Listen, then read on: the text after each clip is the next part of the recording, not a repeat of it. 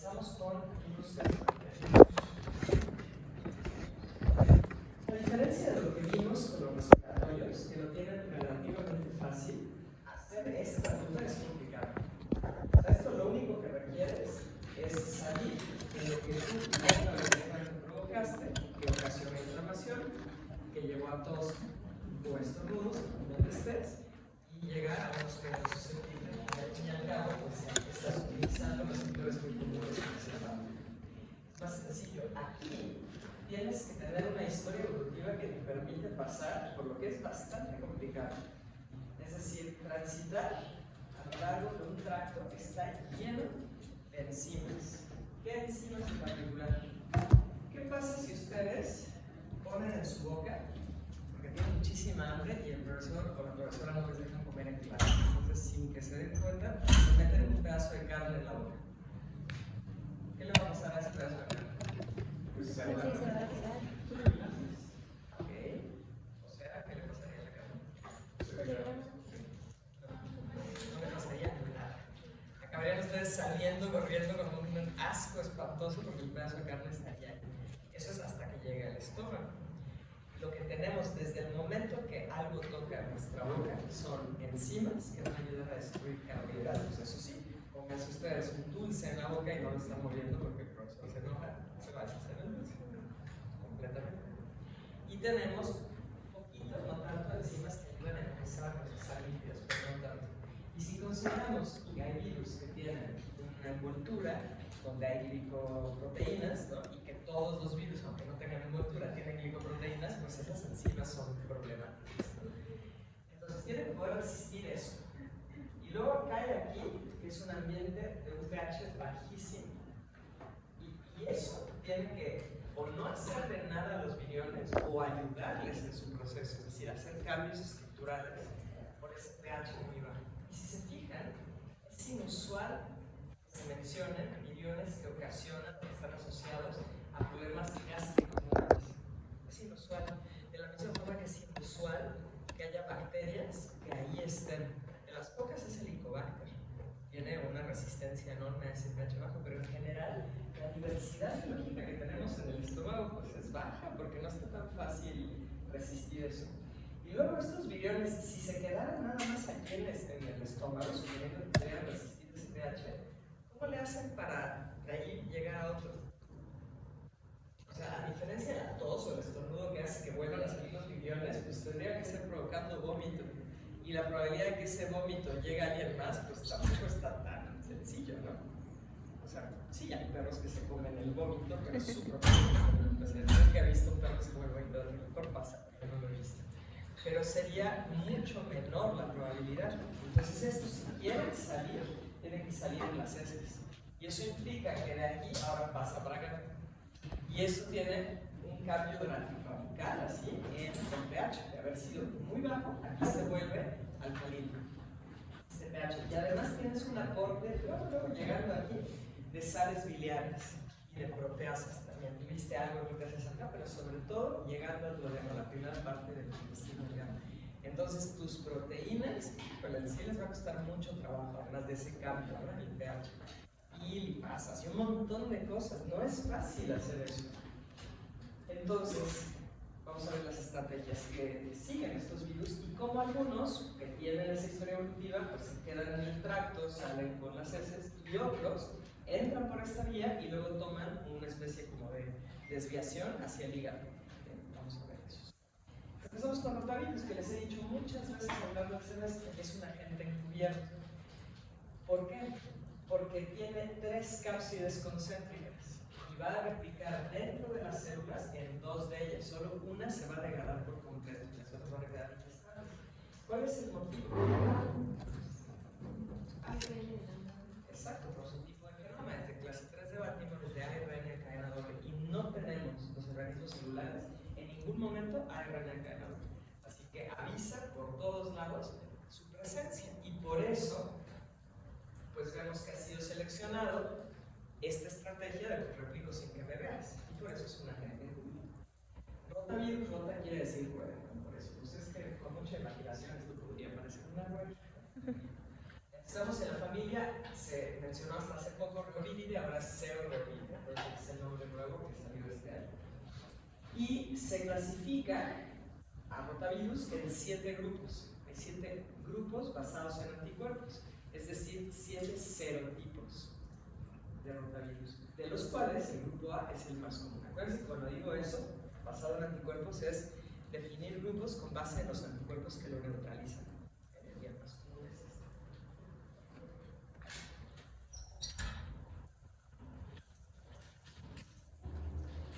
Entonces, el genoma es de ARN de cadena doble y hay 11 segmentos de ARN de cadena doble. Estos segmentos contienen información diferente, no es que sean 11 copias, sino 11 segmentos. Y aquí se ven esas 3 cápsidas concéntricas. Y ya se nos había mostrado cuando estábamos viendo la tabla de estructura. Vemos que en algunos virus tenemos esto.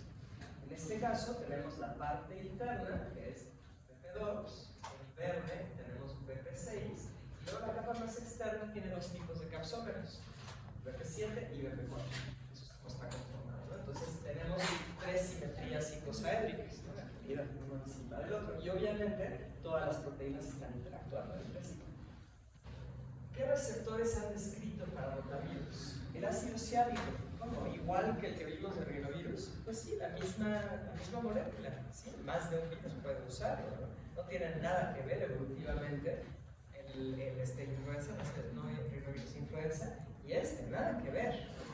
Pero esta molécula está presente en muchísimas células. La diferencia es que este ácido ciálico, me estoy refiriendo a que está en el tracto digestivo, y hay ciertas variaciones con eso. Por otro lado, si rotavirus entrara en nuestro tracto respiratorio, quién sabe cómo, ¿no? Inhalamos partículas de heces, que haríamos eso, que tienen rotavirus, pues sí, hay ácido ciálico, pero va a faltar algo enorme. Va a ser que no sea infectivo. No va a tener el contacto con ese pH bajo que es indispensable para que se den los cambios que requiere, así que no habría una infección de rotavirus en pulmón. También se han descrito de manera in vitro algunas glicoproteínas de los enterocitos, que no son ácido ciálico, gangliósidos, que también son de los enterocitos, algunas integrinas. Son proteínas súper comunes que ayudan a mantener a las células unidas. En el intestino es súper importante eso. Cuando hablamos de intestino permeable, se están perdiendo algunas de esas uniones y no es lo mejor. Entonces son muy comunes. Y también in vitro se ha visto la proteína de shock térmico, el heat shock protein número 70, que ha visto que puede este virus usar. Pero de ellos el más común son ácido ciálico y glicoproteínas de enterocitos. Entonces, cuando se une a este receptor, empieza a haber una cadenita de eventos secuencial que lleva a cambios conformacionales. Y estos, como les comenté, son esenciales para que el rotavirus pueda entrar. Por eso es que no importa si está presente el ácido ciálico en nuestros tejidos, no se va a dar. Tienen que haber estos cambios conformacionales.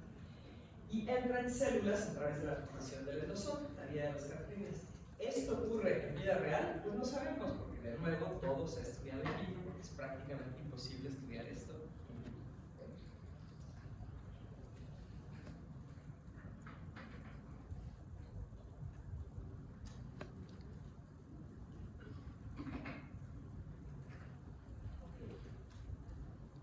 Entonces, tenemos aquí una representación de tracto digestivo. Acá hacia arriba estaría el esófago, continúa en un tubo así completo con el estómago. Esta parte, como el vestíbulo se llama, que es como la pared más grande del estómago. Entonces, llega aquí, pues la comida, junto con esos viriones, suponiendo que esa persona se infectó, o sea que tuvo contacto. Llega acá. Aquí tenemos nosotros lo que sería la continuidad del estómago hacia el intestino. Recuerden que la boca al ano es un tubo vacío, ¿no? Entonces aquí continúa, aquí ya empieza ese cambio que les digo en términos del pH, y vean dónde desemboca tanto lo que viene de la vesícula biliar y el hígado como lo que viene del páncreas. Luego, en la primera parte del duodeno. ¿Y qué es lo que viene? Vienen enzimas, enteropeptidasa, por ejemplo, es una peptidasa, pues lo que hace es romper péptidos, ¿no? Y secretamos tripsinógeno inactivo y otras proteasas inactivas. ¿Por qué inactivas? Porque si no acabaríamos degradando nuestro propio tejido. Pues al final viene proteína, ¿no? Imagínense que eso estuviera con una enzima activa todo el tiempo, pues tendríamos un hoyo en el intestino. Es decir, estos son simógenos, las enzimas están inactivas. Pero esta enteropeptidasa lo que hace es activar el cambio de tripsinógeno a tripsina. Entonces, es súper bonita la fisiología digestiva porque esta enteropeptidasa se genera cuando empezamos a comer. O sea, cuando metemos algo a la boca, que normalmente, digamos, en todos los otros animales se da distinto del humano. ¿Por qué? Porque el humano come incluso cuando no tiene hambre. Pero en los que tienen hambre y comen, esa primer señal va al cerebro y el cerebro manda una cascada de eventos que lleva a que se produzca la enteropeptidasa, se produce en páncreas. Y esa enteropeptidasa cambia de tripsinógeno a tripsina, así que ahora ya estoy listo para digerir eso que tú me estás mandando. Eso es súper bonito. Y también la tripsina, ya activada, ayuda a activar a otros simógenos, a otras enzimas, proteasas, y las vuelve activas. Todo esto está ocurriendo en el duodeno gracias a lo que manda el páncreas. El páncreas es un órgano importantísimo para la digestión y para un montón de otras cosas. ¿Qué es lo primero que hace el páncreas? Que sin eso no podríamos vivir. Claro. ¿Por qué? Porque produce Insulina y glucagón, que serían los dos, exacto. O sea, si algo le pasa al páncreas, tenemos un problema muy serio, muy serio. Pero además de eso, cumple esta función digestiva.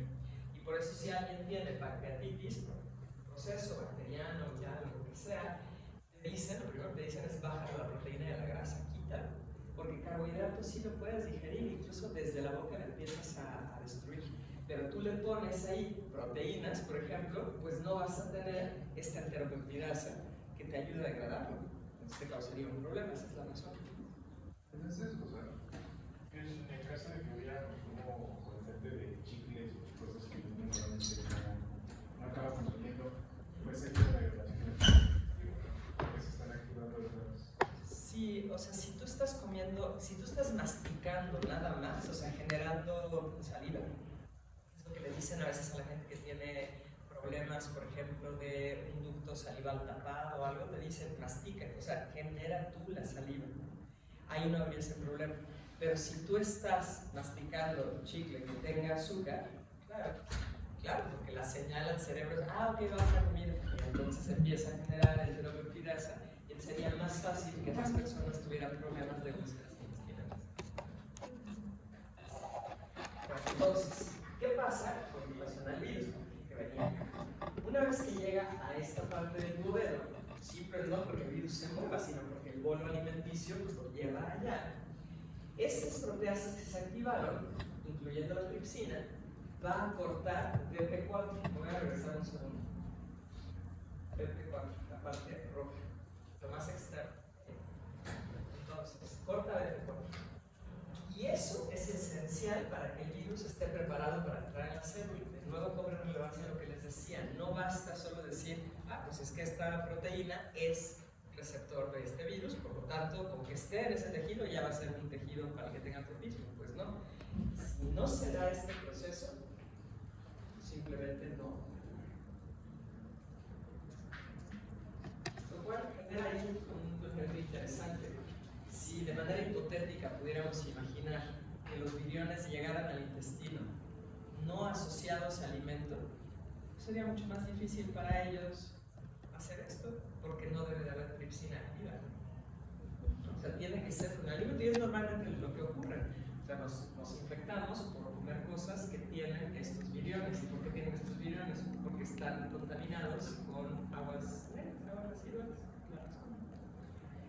Entonces, BP4, que ya fue cortadito, hay un cambio en esa molécula, se une al ácido ciánico. Y el cambio, ese cambio conformacional, expone lo que se conoce como un dominio BP8. Es decir, esa proteína, al ser cortada por la tripsina, expone un pedacito que antes no estaba expuesto, que llamamos BP8. Entonces, BP4 ahora se va a volver BP8 y BP5. Son dos simples formas de llamarle a lo que se expone. BP8 es el que se está uniendo a la sección. BP5, que ahora está expuesto, se va a unir a dos integrinas. A una integrina y esta, más bien esta integrina y esta proteína Schuster, que también están expuestas en la célula. Y BP7, que era el siguiente que venía, se va a unir también a integrinas. Se está agarrando por todos lados. Eso implica que hay muy alta avidez. Porque por distintos lados se está agarrando muchos puntos.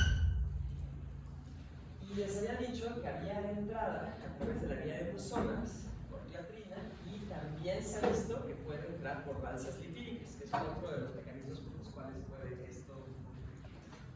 Aquí está representado las uniones y está formándose el endosoma por la vía de las clatrinas y aquí ya se está acidificando ese endosoma. Entonces, el ambiente extracelular, lo que hay afuera de la célula, tiene una concentración determinada de calcio. Cuando BP7 y no se sabe, parece que también BP8, estamos hablando de estos distintos pedacitos de las proteínas, empiezan a agujerear, vean lo que está pasando, está unido aquí, empiezan a hacer un hoyito en el endosoma. Es decir, pueden interactuar. ¿Cómo interactúan? Pues es que recuerden que la membrana tiene proteínas también ancladas, ¿no?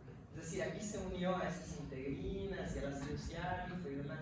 Se forma, pero siguen ahí esas. Y como hubo cambios conformacionales, esas proteínas empiezan a hacer hoyitos.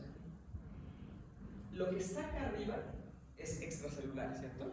Ahí hay una concentración dada de calcio. Lo que queda en la bolsita es igual que la concentración extracelular, que lo agarraste de afuera, ¿no? Es decir, acá, aunque esté dentro de la célula, la concentración de calcio aquí es igual que la de afuera. Pero si empiezas a hacer hoyitos, pues entonces va a empezar a bajar la concentración de calcio. Y esa bajada de la concentración de calcio es importantísimo para que acabe de degradar la capa externa. En otras palabras, lo pueden ver como que está desabotonando BP7. Voy a regresar. Tenemos que la capa externa es BP4 y BP7. El rojo se escindió por acción de la tripsina en BP8 y BP5, pero nos queda BP7. BP7 es el que se va a degradar gracias a esa bajada en la concentración de calcio. ¿Sí? Y por eso vuelvo a decir, es imposible, bueno, improbable, que se dé esta infección en otra célula donde no se haya dado ese baño con tripsina, esos cambios conformacionales que permiten que esto ocurra. ¿Qué?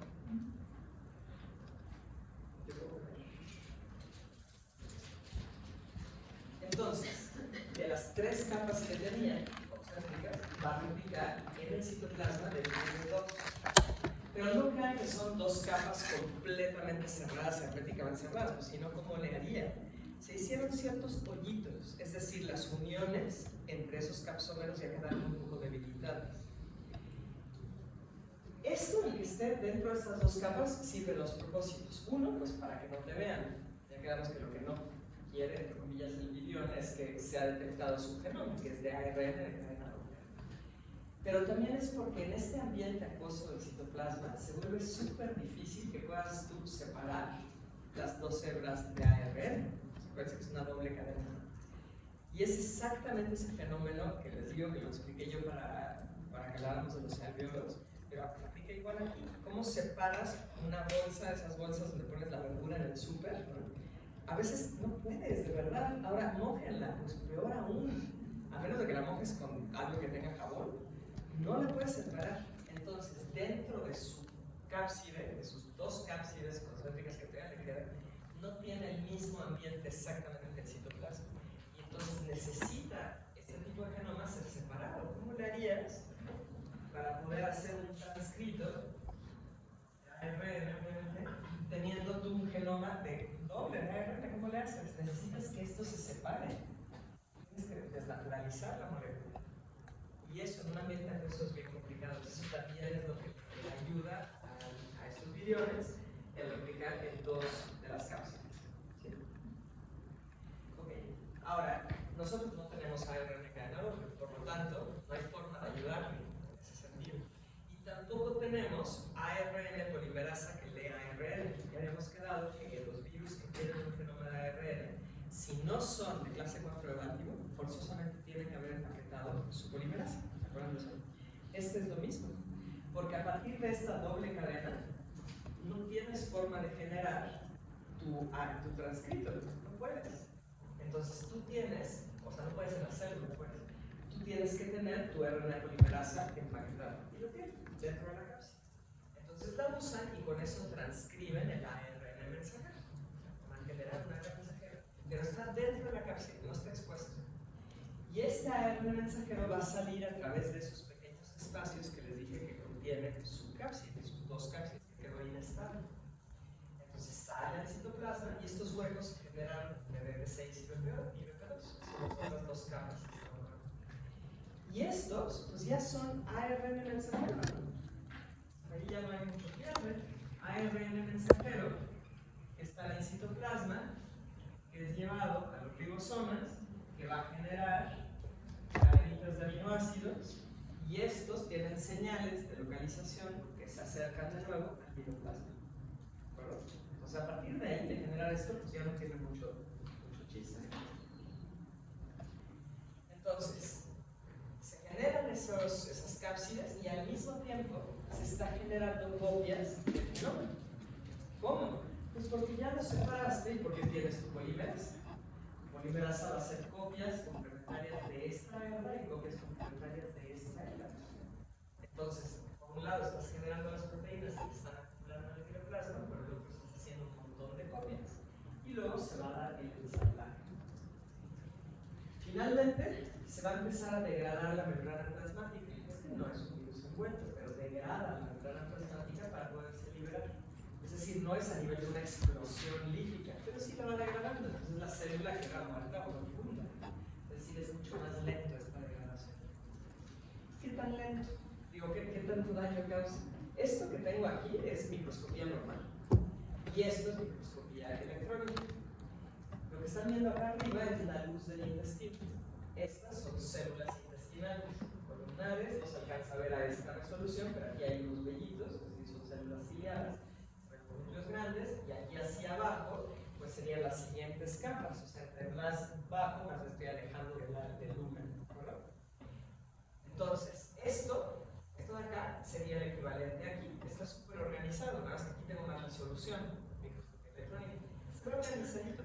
Y hay ciertos espacios donde yo tengo otros tipos de tejido inmuno y demás. Vean cómo queda el lumen cuando se ve en microscopía electrónica después de esta infección. O sea, no tienen que saber de histología para darse cuenta que se ve todo como desorganizado. Pues sí, porque mueren esas células. ¿Y eso qué va a provocar? Sí o sí, esta muerte lleva a daños y por lo tanto inflamación. Sí, clínicamente, pero el proceso molecular. Inflamación, exactamente. Entonces va a haber inflamación. Ahora, la prevalencia de rotavirus es mucho más común en niños que en adultos. Mucho más. ¿Por qué? Pues hay varias cosas que podrían explicarlo. No son niños pequeñitos, entre 6 y 48 meses. Bueno, a lo mejor ustedes dirán, esos son niños pequeñitos, pero me refiero no recién nacidos, eso es a lo que voy. De los 6 a los 48 meses. Y luego, ya es inusual. No es que sea imposible, pero es inusual. La prevalencia es mayor en este grupo. ¿Por qué? Porque antes de los 6 meses estás protegido por los anticuerpos maternos que tu mamá te pasó en el útero y luego un poquito, no es tanto lo que pasa, con la leche materna. Lo que más pasa en el humano es a través del útero, ¿ok? En la placenta. Entonces, hasta este momento estás protegido. Después declinan esos niveles de anticuerpos maternos y tú tienes que empezar a generar los tuyos, pero pues bueno, es un proceso, ¿no? O sea, está inmaduro tu sistema y demás. Logra su madurez a los 48 meses. Por eso es esa ventana. ¿Y las demás siempre pasan estos anticuerpos? Pues sí, si estuvieron expuestas al virus. En países como el nuestro es bien. O sea, si nosotros hiciéramos una prueba de serología buscando anticuerpos contra rotavirus, que todos nosotros, les puedo apostar un café a que la gran mayoría tendría. Porque vivimos en México, porque lamentablemente no todo lo que consumimos está exento de materia fecal. O sea, entre más comemos en la calle, me refiero a la calle, literalmente, como comer afuera del hospital del seguro. Ves la gente comiendo ahí y dices, híjole, o sea, imagínense toda la cantidad de materia fecal que puede haber. ¿Por qué? Pues incluso simplemente por el hecho de que estás al lado de una calle, de una avenida, con autobuses que pasan, levantan el polvo y en ese polvo también puede haber heces. Y eso se deposita. Entonces, bueno, en cierta medida pues es bueno, ¿no? Porque al final estamos teniendo protección. Si lo quieren ver así. Pero un niño, por ejemplo, que haya nacido en una madre sueca en Suecia, pues no va a tener anticuerpos que le pasa? Pues si no es magia, se pasa aquello a lo que estuviste expuesto, no es todo, ¿no? Ese niño sueco llega a México, pues es muy probable que sí tenga un problema de diarrea por un rato, y luego pues ya, o sea, mientras esté acercándose hacia ese periodo de madurez, pues poder también ayuda a que los niños pues se meten toda la boca. Es una etapa importante de desarrollo, de meterte las cosas a la boca. Yo sé que esa etapa no se le quita a todo el mundo, hay mucha gente que sigue metiéndose cosas a la boca, pero en general ya no exploramos el mundo a través de nuestra boca, ¿no? Y entonces eso también lo explica. Ahora, algo bien interesante, cada año ocurre una epidemia de rotavirus, una oleada, ¿no? Que empieza en México y termina en Estados Unidos, cada año. Y no sé por qué exactamente en la misma época. Entonces, pues postulaban que a lo mejor tenía algo que ver con migración de algún animal que fuera reservorio de este virus, sobre todo porque tanto aves como mamíferos pueden ser infectados, pues está súper conservado esas integrinas que utiliza y demás, pero no de rotavirus A, sino de otro rotavirus. Entonces eso no puede ser la explicación. No se sabe, simplemente se los manejo como algo curioso. Se ha propuesto que a lo mejor el virus, entre comillas, libera. ¿Qué quiere decir eso? Un poco como lo que hacen los baculovirus, que pueden cristalizar y se quedan de forma inerte afuera del ambiente. Si las condiciones ambientales cambian, a lo mejor se activa y por eso produce una oleada, pero la verdad es que no se sabe. El hecho de que la cápside, que es triple, se sepa que es resistente a la desecación podría apoyar esa hipótesis, pero todos los años pasa. No podría ser también porque cada año hay como épocas donde se va la gente por ahí y viceversa.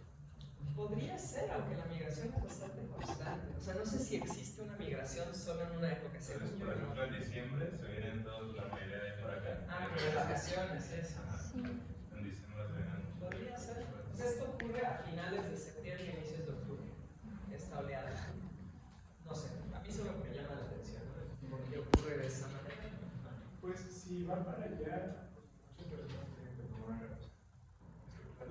tienen que tomar el tren, y yo supongo que debe haber épocas en las que las condiciones climáticas son mucho menos duras que aventarse, pues no sé, 3 semanas en un tren en verano o en invierno, mejor en primavera o en otoño. Lo que es interesante es que no se ve, si eso fuera así, esperaríamos que esta epidemia se viera solo en las comunidades pues, de personas que están migrando, ¿no? Y se mantuviera así por su tipo de transmisión. O sea, acuérdense que esto no es respiratorio. Entonces, ¿cómo explicas que se empieza a dar incluso en comunidades de otras culturas? Que no necesariamente están interactuando, se está contaminando alguna fuente de alimento, el agua, pero aquí estamos hablando de Estados Unidos, donde en general tienen mejor sistema de saneamiento de agua que aquí. Entonces es como, sí es un poco un misterio. Pero también llegan a trabajar a restaurantes los mexicanos o los latinos, entonces. Estamos contaminando a los demás. ¿No podría ser como una exportación? O sea, que sea temporada de alguna fruta o algo así que viaje.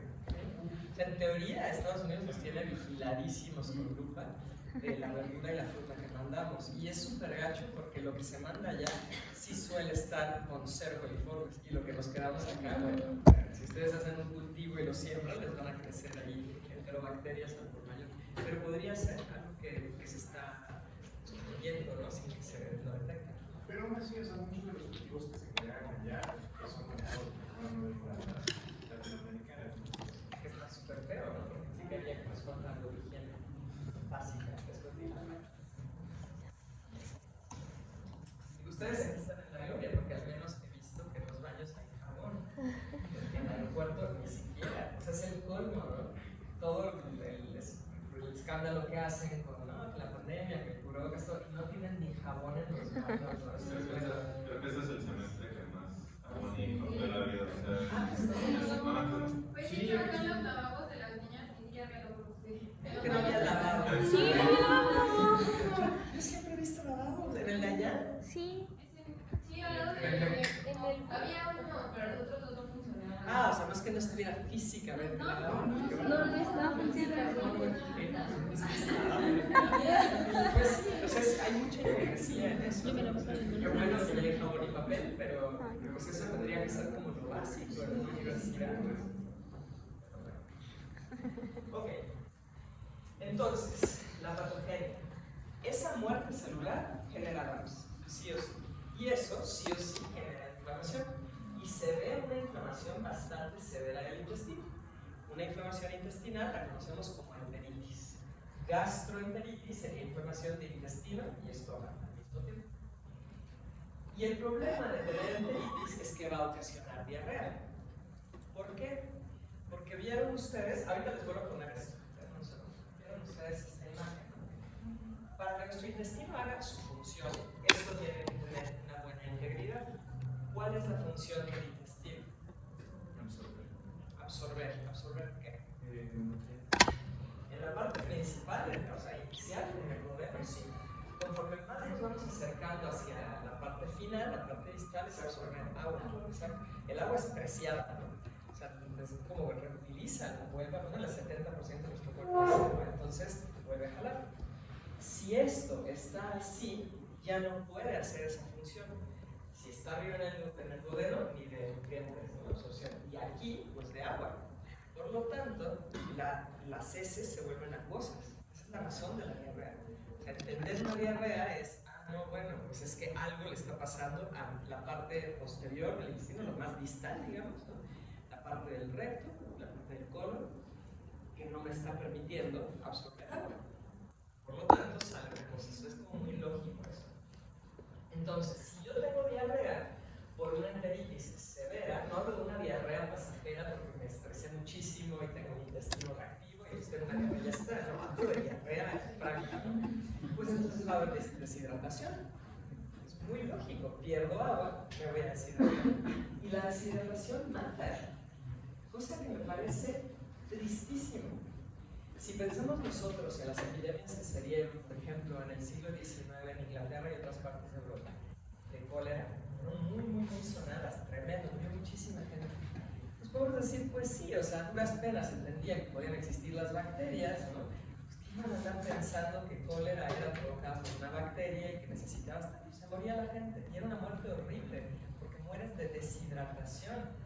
Eso te lleva a unos procesos hasta neurológicos muy severos, muy feos, una muerte horrible. Que en el siglo XXI se sigan dando 1 millón de muertes por año asociados al coronavirus por deshidratación me parece un crimen.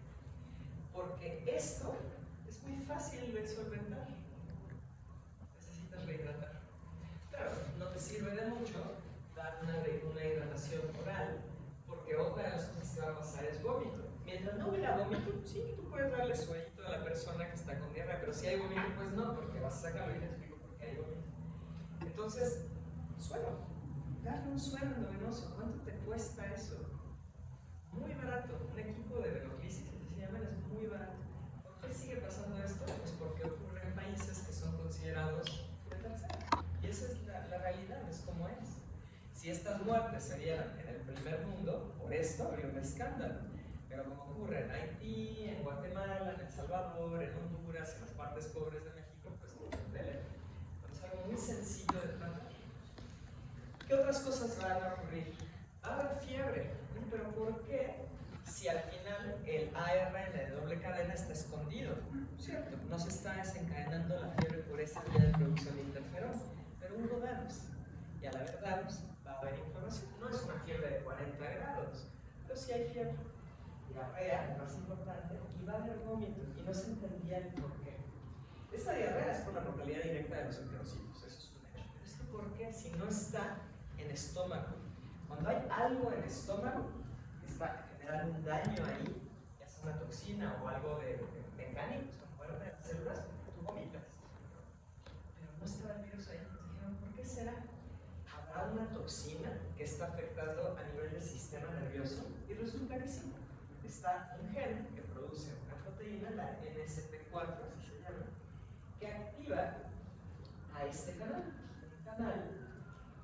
Un canal de calcio que va a afectar tanto a nivel de calcio como a nivel de cloro. Entonces empieza a inhibir esta absorción de cloro y eso va a tener un impacto a nivel del sistema nervioso. Ahorita voy a explicarles por qué.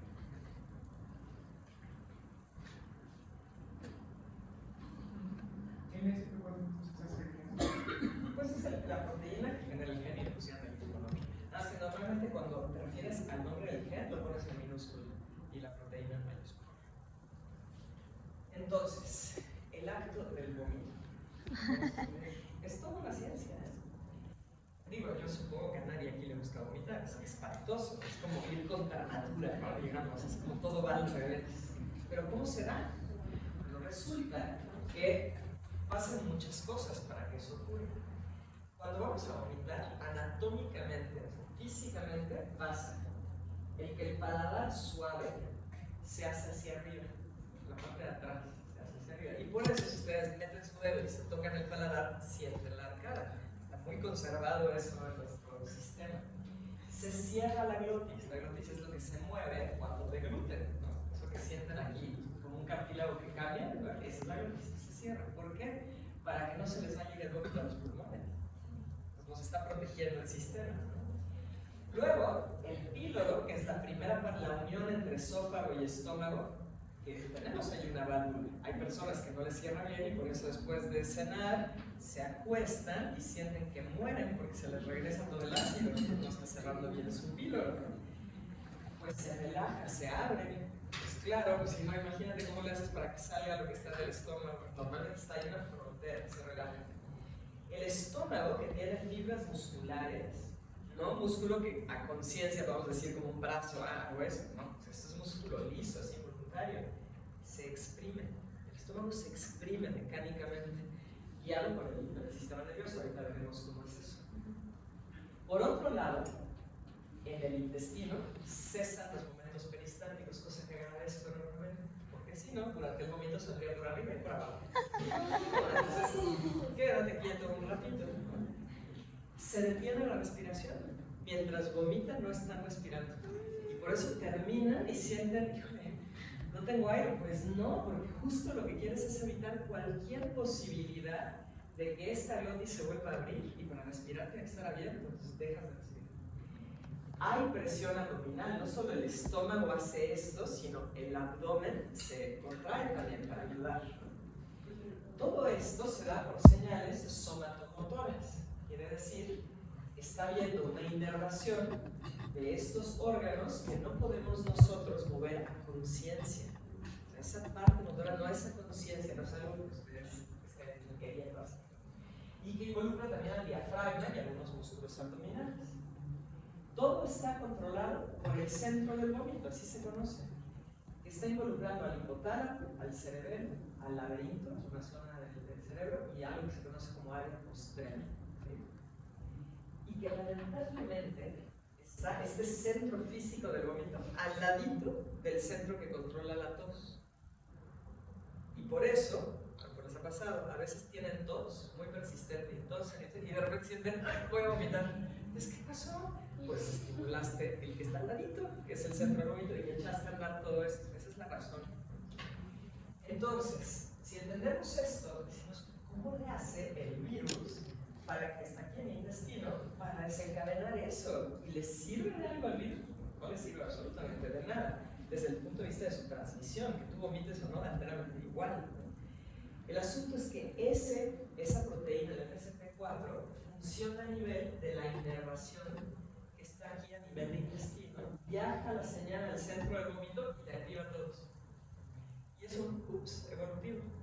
No le sirve de nada al virus, es lo más mínimo. Esa proteína tiene otra función para el virus. Le ayuda en su proceso final del ensamblado. Y pues fue la demanda que tiene ese impacto en nuestro centro del vómito. Y por eso hay vómito. Entonces, desde el punto de vista de la respuesta inmune, ¿va a haber interferón? Pues poco, desde la perspectiva de el ARN cadena doble, porque no lo ven, está escondido, en poca síntesis, y por eso no hay fiebre alta. Pero como hay muerte celular, va a haber inflamación. No es una inflamación que esté guiada por interferón. Así que el interferón es así como auxilio, ¿no? Aquí no es eso. La inflamación se activa el sistema inmune innato y luego se activa el sistema inmune adaptativo y generamos anticuerpos, pero eso es tardío. Acuérdense que generamos anticuerpos entre 14 y 21 días después de la exposición. Ya para cuando los tenemos, pues ya se resolvió el asunto. ¿Quién lo resuelve? El sistema inmune innato, las células CNK, y lo destruyen. Pero afortunadamente generamos anticuerpos. Así que la siguiente vez que tomamos alimento que tiene heces y que por mala suerte tenía millones de rotavirus, ni nos enteramos, porque ya tenemos los anticuerpos. ¿Okay? Entonces, aquí tenemos los días post-infección. Aquí tenemos en esta curva la respuesta innata y esta curva el número de millones que se están produciendo. Y hasta este momento, desde aquí más o menos el día 5, alcanzo en el día aquí en este ejemplo, día 10, tomamos un poquito más, anticuerpos de tipo IgA. Casi todo lo que les he estado diciendo de anticuerpos se refiere a IgG. Acuérdense que Ig es exactamente lo mismo que decir anticuerpo. Y quiere decir inmunoglobulina, se refiere al tipo de proteína que es esa típica que dibujamos así, ¿no? Esa Y con dos bracitos más cortos. Pero hay muchos tipos de Ig. IgG es el anticuerpo que se produce y va a sangre. IgA es el anticuerpo que producen las células, los linfocitos B, en mucosas y se queda en mucosas. Y tiene sentido, ¿no? Que lo que tengas protegido sean las mucosas, porque ahí es donde está el virus. Este virus no se va a sangre. ¿De qué te serviría generar IgG? Pues lo tienes ahí en sangre, bien por ti. No te sirve de nada. ¿Okay? Entonces, no existen buenas vacunas contra rotavirus, no son muy efectivas, pero si se generan, tendrían que ser enfocadas para que generes IgA, no IgG. Por lo tanto, no debiera ser una vacuna inyectada. Porque si yo te inyecto el antígeno, voy a desencadenar el que tú fabriques IgG. Pero si yo lo que quiero es que tú protejas tus mucosas, te lo doy en gotitas, como las de polio. Por eso son en gotitas. Saben que es para no inyectar al bebé. Les tienen muy sin cuidado eso. Inyectan muchas veces a los bebés. ¿Por qué les dan gotitas? Porque están conscientes, que en ese momento lo eran, de que lo que quieres es proteger las mucosas. Esa es la lógica. Más para que vean lo que dice IgA. Entonces podemos ver que la respuesta innata pues es la responsable de que tu cuadro se termine, ¿no? Pero quedas protegido de las mucosas. ¿Cuánto tiempo te dura esto? Pues no tanto, o sea, meses, pero tienes las células de memoria. Vuelve a entrar el virus, las activas y, como digo, ni te enteras. ¿Okay? Entonces tienes inmunidad subsecuente. ¿Preguntas? Siempre hay esa reacción muy chistosa. Ok, vámonos con adenovirus. Adenovirus lo vamos a recordar como el conejo de Alicia en el País de las Maravillas. ¿Han leído el libro o han visto alguna de las muchas versiones del libro? ¿Qué recuerdan del conejo? Que siempre se trae beso. Siempre pasa, está con su reloj todo el tiempo. Adenovirus lo vamos a recordar así porque es muy preciso con los tiempos. La familia Adenoviridae, ¿recuerdan a qué clase de árbol pertenece? A la 1, es de ADN de cadena doble. Es una familia muy grande, hay cerca de 50 serotipos. En contraste, rotavirus, bueno, Reoviridae, la diferencia de Reoviridae tendría más, pero rotavirus solo estamos hablando de que tiene 7 serotipos. Aquí tenemos 50. Y puede infectar a aves, a mamíferos, a anfibios, los miembros de esta familia. No se ha encontrado una transmisión zoonótica ni antropozoonótica. ¿Han oído hablar de ese término? Zoonótico. ¿Qué es zoonótico? Entre especies en general. No se suele, yo estoy de acuerdo contigo, pero la manera en la que lo suelen decir es, se transmite de animales al humano. Claro, ahí uno dice, el humano es un animal, y se te avientan al cuello porque se litiguen a la gente, pero bueno, no somos, ¿no? Entonces, se usa el término zoonosis para referirse a aquello que va de animales no humanos hacia el humano. Y antropozoonosis para referirse a las infecciones que se transmiten de humano hacia animal no humano. Como tratando de poner una diferencia, ¿no? Hay niveles. ¿No? Por si se encuentran esa. La mayoría de los adenovirus son respiratorios y son súper leves. Son tan leves que ni los pelamos. Pero lo estamos viendo ahorita dentro del digestivo, enfocándome específicamente en dos serotipos, el serotipo 40 y el serotipo 52, para que veamos el contraste con rotavirus. Pero la gran mayoría de los adenovirus son respiratorios y les digo súper leves.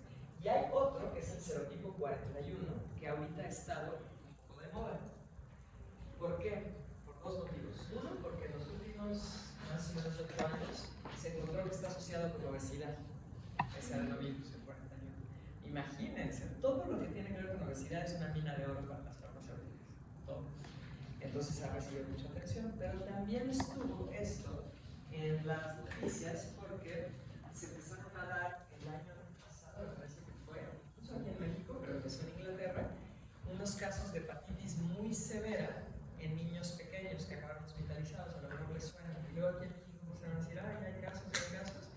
Y lo que encontraron a través de PCR fue ese serotipo, el 41. Entonces dijeron, esto va a ser ahora una causa de mortalidad. Y dices, pues qué cosa más extraña, porque lleva años y años y años y jamás está asociado con mortalidad, ¿no?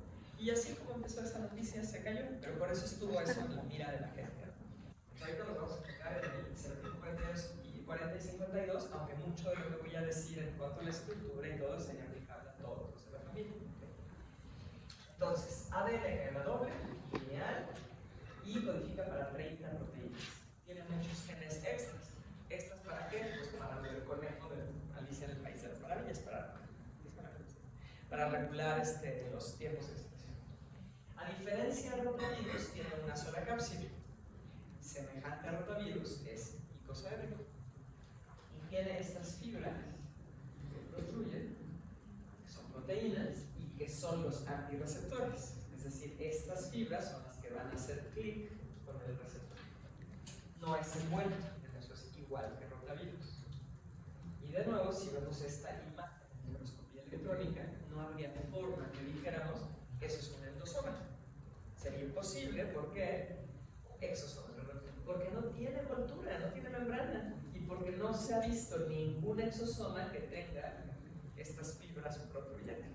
Simplemente no se ha visto. La base, aquí, justo donde estas fibras se enganchan, es de pentona, es una proteína pentona.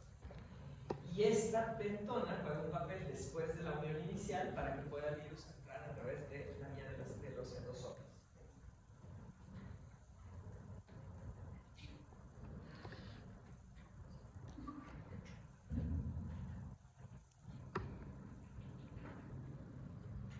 Entonces, aquí tenemos el esquema de cómo son. Dentro estaría el genoma, parece que no está ahí suelto, interactuando con las proteínas, pero bueno, ADN cadena doble. Y se ven las fibras, las exonas, la pentona, las bases de pentona aquí en estas esquinas. Y aquí es la representación de su genoma. Entonces es lineal, no es circular ni nada, o sea, de hecho no están unidas estas dos. Es una doble cadena, es bastante grande y aquí se ven las distintas proteínas. Proteínas de cápside, proteínas menores y proteínas centrales que están asociadas al genoma.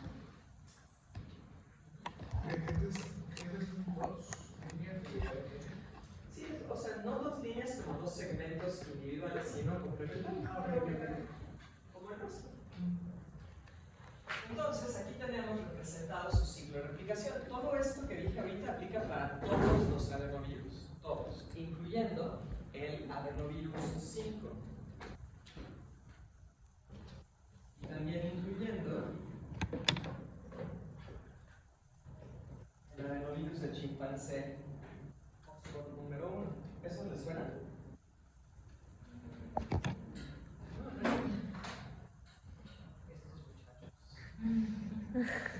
Este es el que asumo la gran mayoría de ustedes recibió cuando acudieron muy responsablemente a ponerse la vacuna AstraZeneca. Y este es el que recibieron quienes pusieron Janssen. Por eso digo, muchachos, pues eso recibieron, digo que no sepan. Pero esto aplica a todos los de la familia de COVID. ¿Y por qué? Porque es de chimpancé. El ACH es de chimpancé, adenovirus, Oxford, referenciados por Oxford. Bueno, entonces, aquí tenemos el adenovirus. Aquí están las células, las proteínas de la célula en donde van a hacer la unión. CAR, ¿se acuerdan de CAR? Lo habíamos visto cuando hablamos de estructura. Que es el receptor de adenovirus y coxsackievirus. Como un ejemplo de esas proteínas que usan virus de familias completamente distintas. Aquí hay integrinas, que también las puede usar, y aquí ya se activó la vía de los endosomas a través de clantrinas. ¿Se acuerdan que eran estas proteínas que van generando como una canastita? Okay. Entonces entran esas clantrinas, que son proteínas que se van a reusar, pues se pierden y vuelven a irse a donde van a ser usadas. O sea, pues, quedan no son. Y esto empieza a acidificarse. Y esa acidificación genera inestabilidad en la cápsula. Vean, aquí está representado, se ve como hitos. Ya se ven y se está empezando a degradar. Normalmente, si fuera esto, por ejemplo, una célula inmune, pues esto degradaría lo que está allá adentro. Pero aquí no, aquí lo que necesitamos es que esa degradación sea la que necesita para que la partícula escape y usando la red de microtúbulos se acerque a un poro nuclear. Porque ustedes recuerdan, todo lo que hace adenovirus es dentro del núcleo, todo. Entonces llega, aquí ya se está haciendo así, fragmentando toda la cápsula y aquí está representado su genoma, que es lineal y que está entrando. ¿Sí? Hasta ahí vamos bien. Entonces, a partir de aquí, lo primeritito que hace es expresar el gen E1A. Primero, E1A genera porque este material genético, una vez que entró, acuérdense que es doble cadena, ¿no? Una vez que entra, puede usar la ARN Pol 2, la que usamos nosotros para la transcripción, ahí viene, y de aquí generar un transcrito, ¿no? Luego, solo con entrar. Pero el transcrito que genera, es decir, lo primero que se expresa es el gen E1A. ¿Qué hace E1A? Modula al ciclo celular hacia la fase S.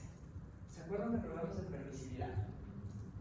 La permisividad era que estén presentes todos los requisitos que necesita el virus o que sean inducibles. ¿Qué induce al ponerlo aquí? Que esté presente la topoisomerasa y el factor nuclear 2. ¿Se acuerdan que habíamos dicho que ese lo necesitaba? Entonces, para que estén presentes, yo te muevo hacia una etapa S. Y va a formar un mini cromosoma, es decir, para la célula, pues es como, pues tengo un cromosoma de más. O sea, no, esto no se está integrando en ninguna otra parte, es como un segmento extra, un cromosoma.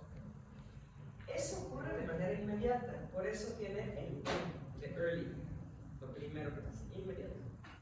Luego, de manera temprana, pasado eso, se empiezan a expresar, es decir, hay transcritos que hacen un montón de cosas. Aquí están los nombres de esos genes. Todos aquí están con E, por early, ¿no? Y otras letritas. Y no me interesa que se memoricen esas letras, pero para el cuestionario Prexada, pues sí hay algunas preguntas al respecto para que ustedes estén viendo, ¿no? Pero bueno, simplemente son E de early. Y vean todo lo que hace. Modula que no pueda haber apoptosis. No quieres que las células se maten, ¿no? Subregulas, o sea, bajas la expresión de los receptores del factor de necrosis tumoral. No he platicado mucho sobre eso, pero muchas células tienen receptores de factor de necrosis tumoral. El factor de necrosis tumoral es una molécula inmune. Células inmunes lo expresan y las otras células que no son inmunes tienen receptores y dicen, ok, está habiendo un problema. Pero subregula eso, entonces está afectando también procesos celulares que tienen que ver con captar señales inmunes. Esto de modulación de PML también es como una estrategia, una de las vías para que la célula se vuelva menos dada a gritar auxilio. E inhibe, no se alcanza a ver bien aquí, pero dice NF-kappa beta. ¿Les suena NF-kappa beta? En algún momento, no recuerdo si yo se lo dije aquí en clase, pero en alguna clase. ¿Te acuerdas qué era? Es un factor de transcripción, el más importante para la inflamación. NF-kappa. Lo que regula es, a lo largo de la cadena, ¿no? Es en cascada de eventos, la producción de interferón y apoptosis, las dos cosas. Si yo apago o bajo la expresión de NF-kappa beta, pues estas dos cascadas ya nos van a dar, ¿no? Entonces está súper gacho porque está también impidiendo que la célula haga algo por la presencia de ese virus, que hasta este momento la célula ni cuenta se ha dado, porque no se ha producido ninguna proteína viral y porque no ha habido ARN cadena doble. En este momento la célula letra solo dice que loco, como que subregulé el NF-kappa beta, no sé por qué. Bueno, la siguiente etapa es esta. Empieza aquí la etapa intermedia, que es cuando empieza a darse el proceso químico genético. Bueno, la parte genética, ¿no? Que era este sistemita de producción de copias súper loco. ¿Se acuerdan de este? Que generaba 3 hebras en cada vez que lo hacía, que es el método de desplazamiento de hebra. ¿Se acuerdan de estas proteínas? ¿Cómo se llamaban? Las verdes.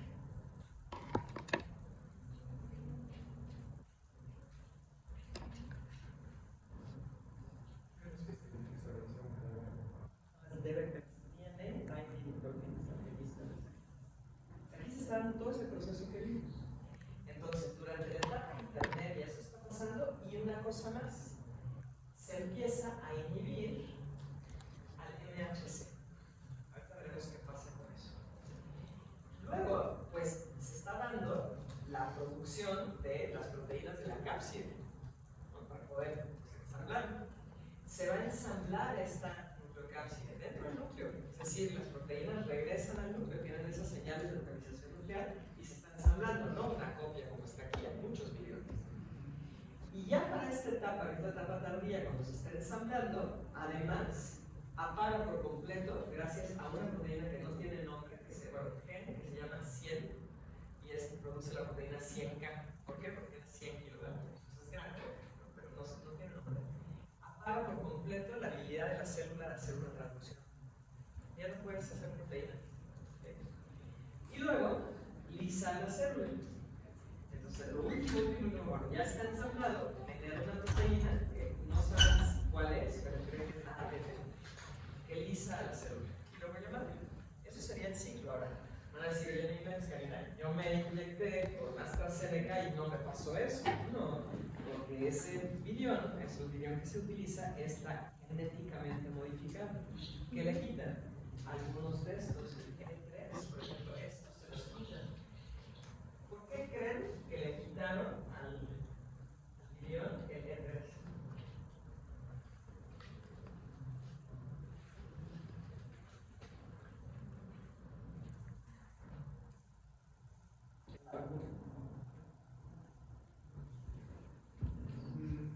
Los TNF se quedan los papeles de negocios para hacer eso.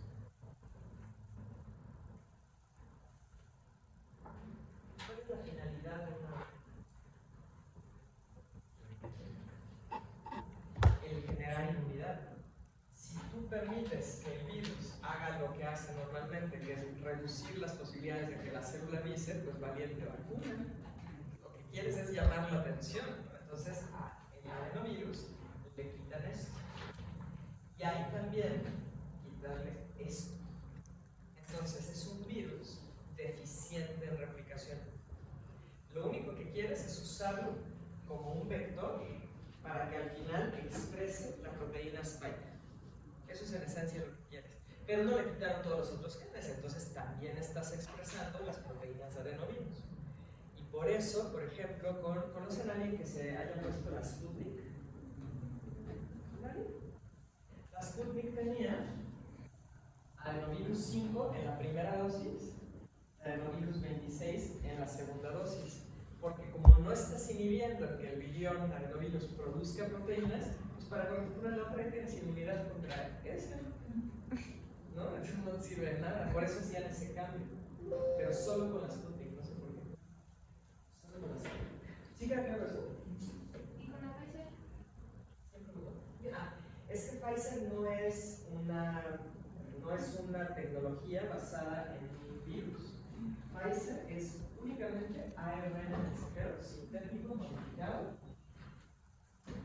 que está cubierto con nanolípidos. Es una tecnología completamente distinta. En el caso de la de Pfizer, tienes es el ARN.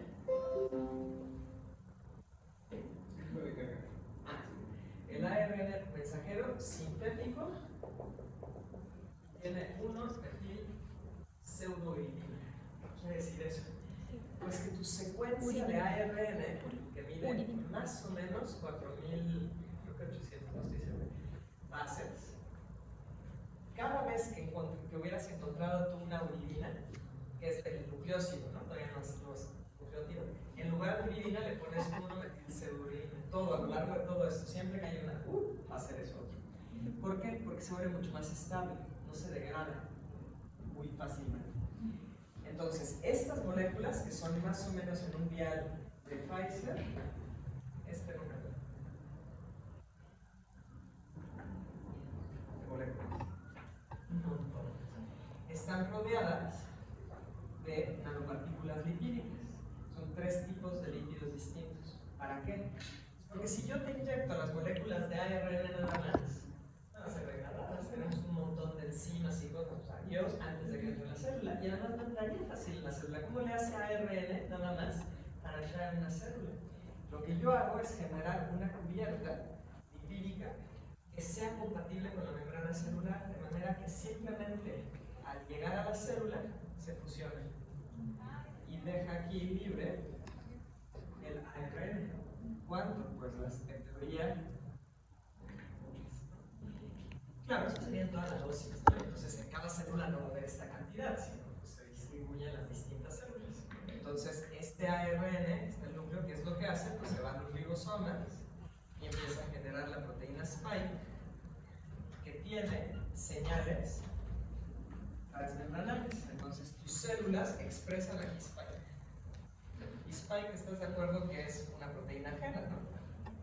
Entonces estás avisando, mira lo que tengo. Y además parte de spike fue visto, y a través del MHC, que acuérdate que dijimos que tienen todas las células nucleadas, al menos en clase 2, clase 1, perdón, todas se van a ir acá a presentar ese cachito. Entonces llegan las células inmunes, ven esto y ven también que las credenciales de algo que no va ahí, pues esto es destruido. Y eso a la vez llama la atención de los linfocitos B, generas anticuerpos. Esa es la lógica de las de Pfizer. Pero en el caso de eso, es parecido, pero tú estás usando un virión genéticamente modificado que no replica bien, porque no quieres que te haga todo eso, ¿no? Y que contiene el gen de spike, pero en ADN. Entonces, en el caso de AstraZeneca, entra en el núcleo y pasa lo mismo. Expresas la proteína spike y llamas la atención del sistema inmune. Esa es la lógica.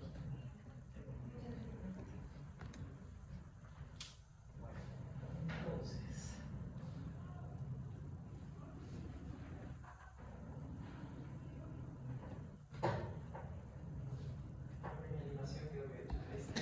entonces la proteína E1A es la que inicia el ciclo de replicación.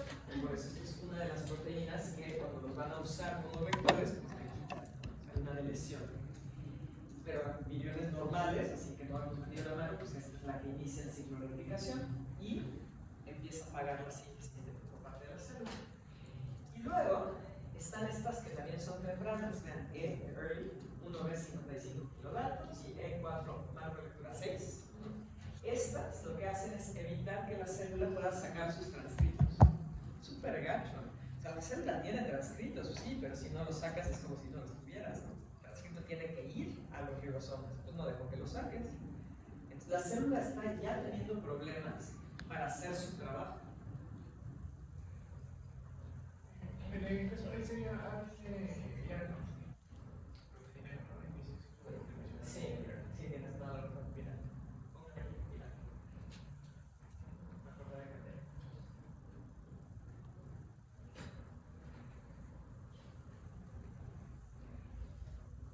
Y tomen en cuenta que es un virus grande. Pues eso es justo la razón por la que lo usan como un vector para terapia génica. Acuérdense, este tipo de vacunas son terapia génica. O sea, lo que están haciendo es modificar genéticamente algo que te da el gen que deseas que tu célula exprese, ¿no? Eso es terapia génica. Y escogieron adenovirus porque es grande, porque tiene un genoma grande. O sea, si fuera chiquito, ¿cómo lo modifico? ¿Cómo le meto un gen raro?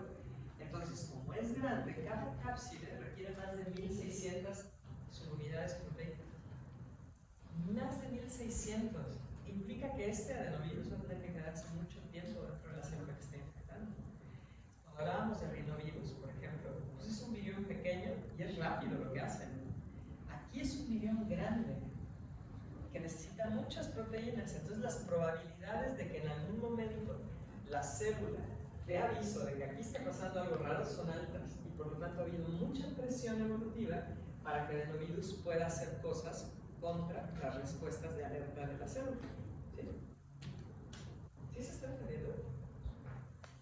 Entonces, además, no solo es esto de que requiere más de 1600 proteínas cada virión, se generan 100.000 viriones por cada célula.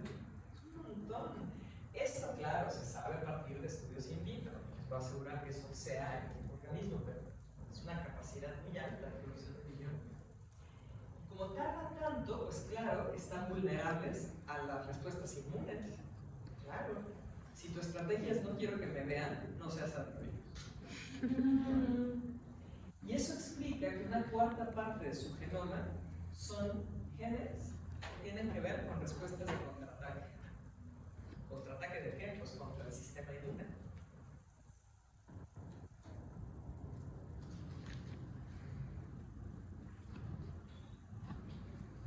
Y esa es otra cosa que hace que sea muy buscado el adenovirus como un vector para terapia génica. Porque tú lo que puedes hacer es evitar que haya una respuesta inmune de la célula antes de que pueda haber la respuesta que tú estás buscando. Porque justo hace eso, evita que haya una respuesta. No te sirve de mucho un vector de terapia génica. Olvídense de la vacuna. Vamos a pensar, terapia génica para... A ver, ¿qué enfermedad conoce que tenga un origen genético? Que desde que nace lo tienes. Bien adquirido, no importa. Una enfermedad de origen genético.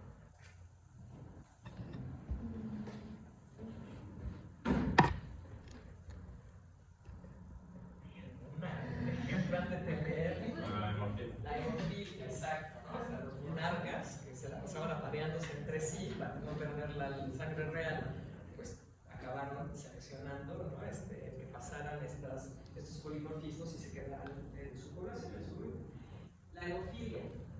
Hay muchas causas de hemofilia, pero la hemofilia de origen genético es porque tienes un polimorfismo en un gen en particular que hace que no puedas producir una proteína funcional que se necesita para cascar la población. Entonces te cortas y pues te mueres de sangre. Entonces, ¿se puede hacer algo con terapia génica? Claro.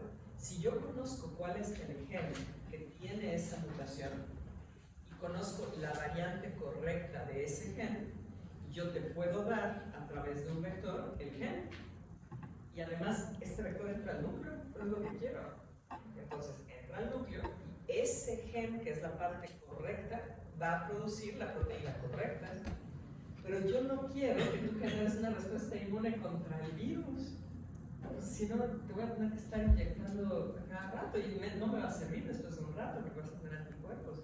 Por eso, el que este virus sea tan bueno en inhibir las respuestas inmunes es buenísimo para terapia génica. Entonces, ¿qué es lo que hace? O sea, ¿cuál es ese contraataque? Uno, apaga, eso los había dicho, que la célula puede hacer apoptosis. ¿Saben qué lo hace? Y es temprano. Entonces, tú no vas a morir en suicidio por la alarma, no lo vas a hacer. Además, bloquea la transcripción de los genes que podrían activar la apoptosis. O sea, que le está dando por dos lados. Aquí y aquí. Y estás inactivando las proteínas que están involucradas. Esta hace esto, esta hace esto. Con eso bloquea. Y estas son tempranas. Desde el inicio esa célula ya no puede entrar en la apoptosis.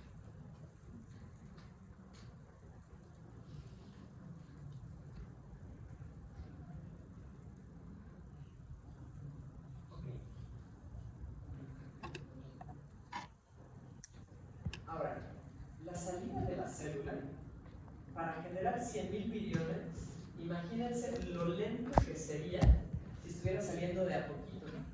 100.000. Entonces adenovirus ya para entonces dicen, no hay problema, salgamos todos de una vez, de forma lítica. Entonces expresan E3, que no sé por qué le llamaron E si es tardía, no me pregunten, yo no le puse el nombre, pero bueno, E3, 11.6 kilovaltos, es la proteína de la muerte. Claro que se expresa al final, pues si lo expresan al inicio, pues no están listos los viriones. Y hace que explote la célula. Así que salen todos a la vez. Cuando se generan en el laboratorio mutantes de adenovirus al cual le quitaron no salen. O sea, que esta proteína es importantísima para que puedan salir los viriones. Y ahí también se entiende esto que les digo, esa regulación tan precisa transcripcional que tiene adenovirus. Si se equivoca, pues esto no es necesario para los virus rápidos, para nada.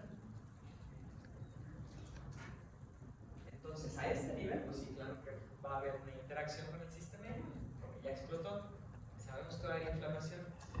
Eso debería de resolver el problema, ¿no? Ya hubo inflamación, ya llamaron la atención del sistema inmune para ver qué hace. No está nada. A ver, produce interferón.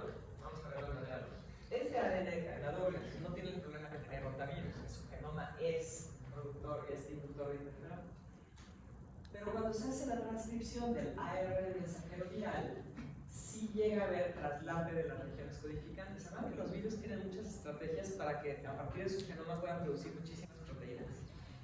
Para esto, muchos tienen traslate de las regiones codificantes, es decir, pueden tener un momento en el que tengan ARN complementario. Y acuérdense que con eso basta, que tengamos ARN cadena doble basta. Por lo tanto, esto que les da más capacidad de generar proteínas, pues es un inductor de interferón.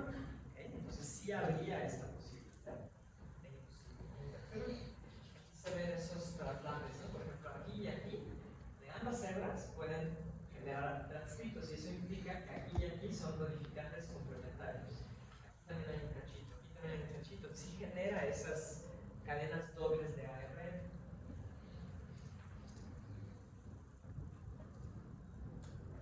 Así que si lo genera, por lo tanto, activaría la producción de interferón. Pero como se va a quedar mucho tiempo ahí, pues nos lleva a pensar a tener una estrategia para lidiar con eso. Y si lo tiene.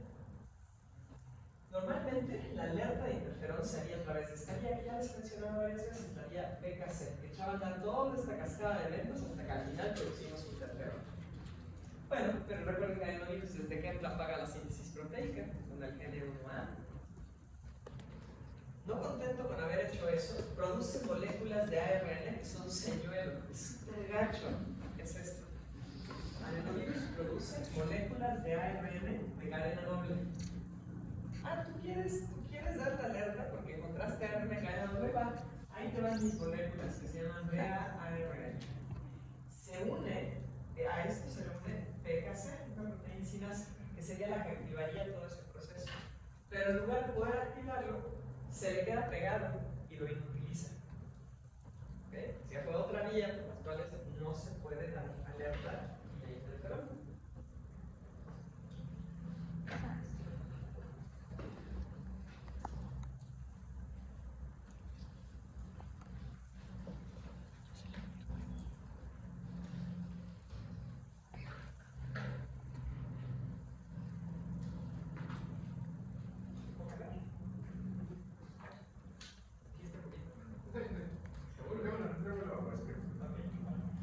Ahora, está mucho tiempo allá adentro, entonces habría posibilidad de que se exponga su presencia, o sea, el lado de su presencia a través del MHC clase 2.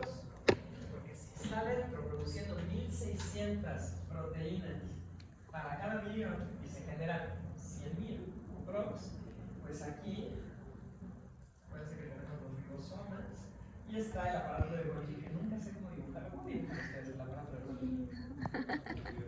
¿Una qué? Muy parecido. Diga, aparato de Golgi. Bueno, el aparato de Golgi aquí es donde está el MHC. Y aquí es donde se dan esas uniones entre esa molécula del MHC y los péptidos de lo que aquí se está generando, cachitos.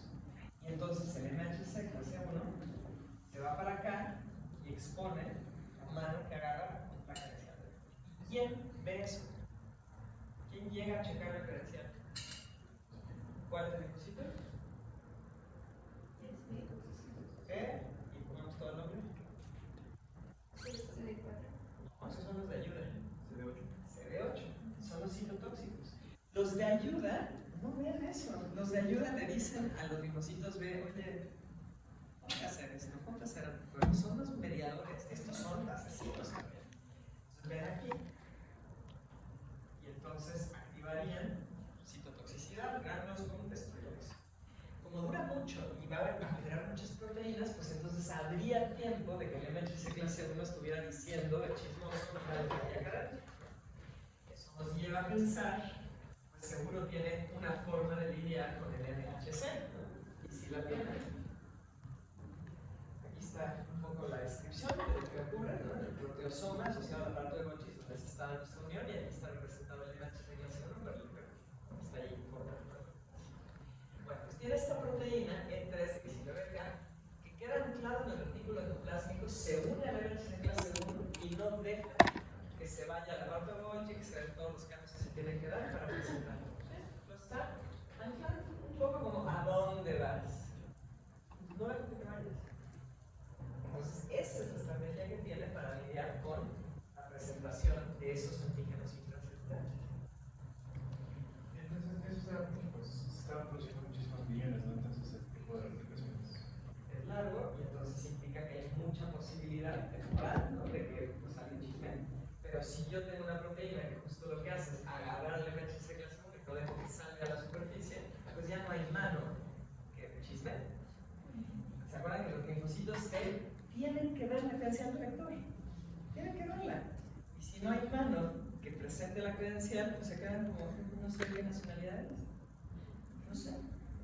Así que ya están inmunes, por así decirlo, los billones, a los linfocitos T. ¿Sí? Pero ¿y las células NK? Esas, con que no vean la mano, se enojan, ¿no?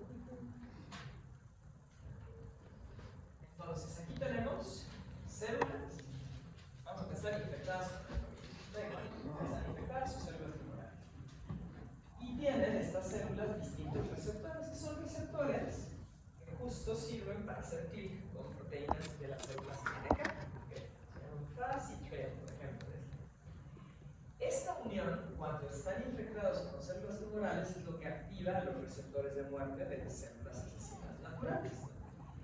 Porque acuérdense que las células NK no ven el MHC, ni siquiera se fijan en el MHC.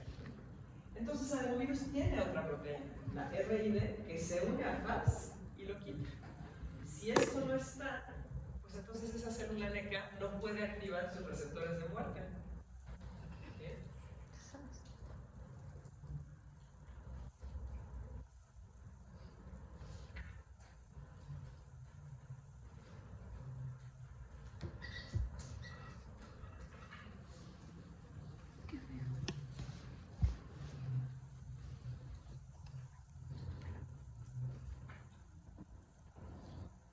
Entonces, pues ¿por qué seguimos vivos? ¿No? O sea, ¿qué onda con adenovirus que todo lo tiene súper bien calculado y tiene una respuesta para todo? Las células NK están llenas de enzimas. Si las vemos en una microscopía, veríamos muchísimos gránulos y son gránulos citotóxicos. Contra estos gránulos que puede liberar, ¿se acuerdan que les mostré un video donde hace una provocación así citoplasmática y destruye a las células cancerígenas? Eso no depende de los receptores. Esto no sería el mecanismo, pero es al no estar los receptores, no está FAS, extiendo, prolongo mi membrana y libero a través de la membrana esos gránulos y te destruyen por fuera.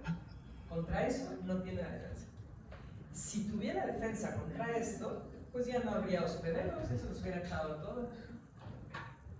Entonces, de nuevo, las células NK son una onda.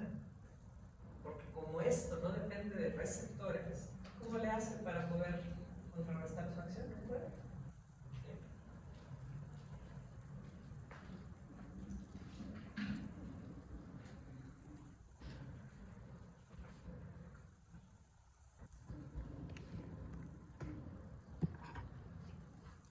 Entonces, quedamos que hay cerca de 50 serotipos de adenovirus. Y estos serotipos se determinan por dos proteínas que tienen en la cápside, que son inmunogénicas. Son la proteína exona y la antígeno de fibra. Ahora, es un virus de ADN. Quedamos que la tasa de mutación del ADN es mucho menor que la tasa de mutación de ARN. Son más estables. Sí, pero el virus usa su propia enzima polimerasa, no la de la célula eucariota. Entonces, su polimerasa tiene una alta tasa de mutación. En otras palabras, su polimerasa es medio chafa. No copia tan fielmente. Y eso significa que hay cierta deriva génica. ¿Recuerdan lo que era deriva génica? No forma la ADN por dos. No. Usa el factor copiar y la topoisomerasa. Lo que, ya sé a qué te refieres, no, lo que utiliza es la RNA por 2, eso sí, pero esta lo que hace es, a partir de ADN de cadena doble, genera ARN mensajero. Eso sí lo toma de la célula, pero para copiar no usa la DNA polimerasa celular, no podría, porque no usa este método semiconservativo, ¿no? Usa la cosa loquísima de ahora genera 3 hebras. ¿Qué es eso? Nuestra polimerasa no entiende eso, tiene su propia polimerasa. Y eso se equivoca mucho. Y eso implica que sí va a haber cierta deriva génica o antigénica, si lo quieren ver así, acumulación de mutaciones en las regiones que nuestro sistema inmune ve. Entonces eso le da cierta posibilidad también de poder contrarrestar la presencia de anticuerpos. ¿Generamos anticuerpos? Pues sí, claro, a la larga sí, porque sí hubo esa muerte celular gracias tanto el virus en sí mismo, cuando mata a la célula, como a las células NK. Entonces, sí llegamos a activar esos anticuerpos. Ahora, hay receptores para adenovirus en muchísimas células. Muchísimas. Pues sí usa este receptor CAG, y usa integrinas, y todos son bien comunes. Pero no suele dar esa infección. Es decir, los serotipos que son entéricos son entéricos. Los serotipos que son respiratorios. Cada uno tiene su historia evolutiva. ¿Okay? No hay como el que pueda hacer el adenovirus en cualquier lado.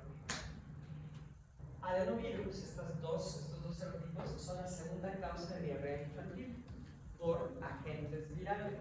¿Okay? Porque la primera causa de diarrea infantil, la segunda probablemente son parásitos, mitos y amibas y demás cosas, ¿no? Pero de virus es la segunda causa.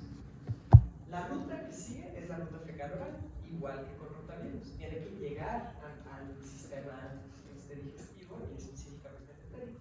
Y de nuevo ocurre pues, en niños pequeños, por lo mismo que vimos en rotavirus. Y clínicamente es imposible que lo diferenciemos con rotavirus. Si un médico ve a un niño de 18 meses, la mamá lo lleva, y le dice, es que mi hijo está con diarrea, estoy bien preocupada.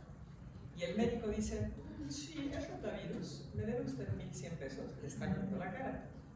No hay forma de que diferencie clínicamente. Son iguales, clínicamente hablando. Es decir, fiebre no muy alta, ya vimos que inhibe el interferón, diarrea, ¿no? A veces vómito, les digo que el rotavirus es solamente cuando hay esa introducción de masa, ¿no? De esa proteína. Clínicamente imposible, misma edad. Lo único que cambia es el tiempo que pasó para que empiecen los signos. ¿En cuál creen que es más rápido? ¿En rotavirus o en adenovirus? En rotavirus es más rápido.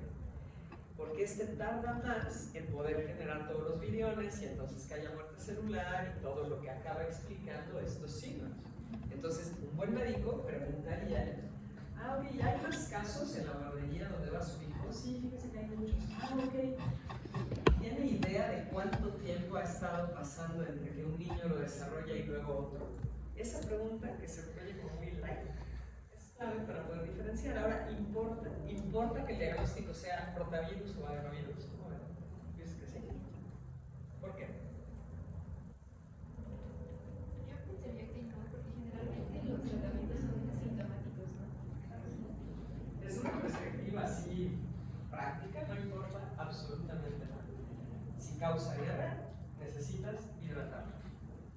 Si hay fiebre, pues puedes intentar, si consideras que es una fiebre alta, bajar la fiebre. Porque se acaba activando el sistema inmune. Desde la perspectiva práctica, no, da igual. Desde la perspectiva de contarlo como un caso de algo y entonces empezar a decir, cada vez hay más casos, pues sí, claro, importa. ¿Cómo se les ocurre que se pueda tener un diagnóstico certero?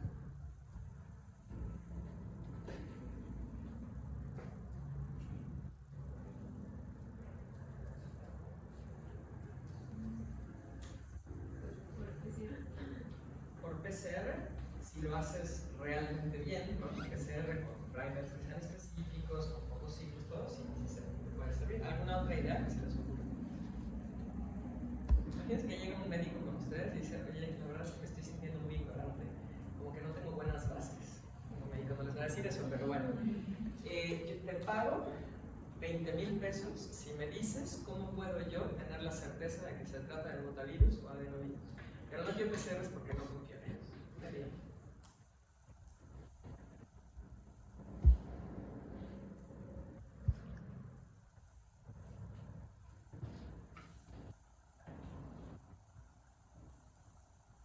No dejar pasar esos 20,000 pesos. Por identificación de antígenos. Ok, esa es una buena, claro.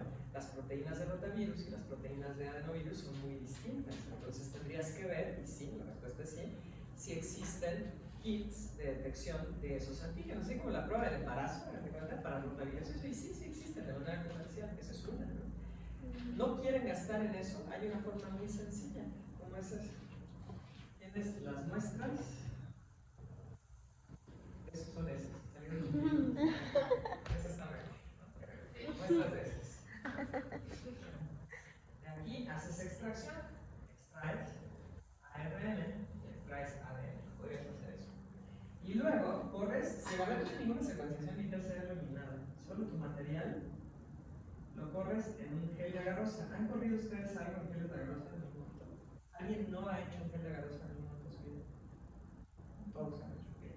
Entonces pongo aquí una escalera molecular y corro el ARN de la muestra y el ADN de la muestra. ¿Okay? Si se trata de adenovirus, yo vería aquí un manchón de ARN, quizás por aquí hay una banda si tengo suerte, a lo mejor unas bandas mucho más chiquitas que no alcanzo a ver porque son los transcritos, si se trata de adenovirus. Y vería una banda fuerte, ¿en qué nivel? Esta es una escalera, aquí está 100, aquí está 1000, aquí está 20,000, aquí está 50,000. ¿Dónde tendría que haber una banda? ¿Cuánto mide una banda?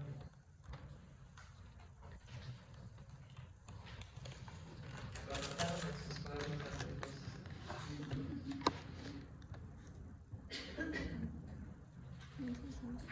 y se vale que busquen, ¿eh? Voy a hacer como que no veo.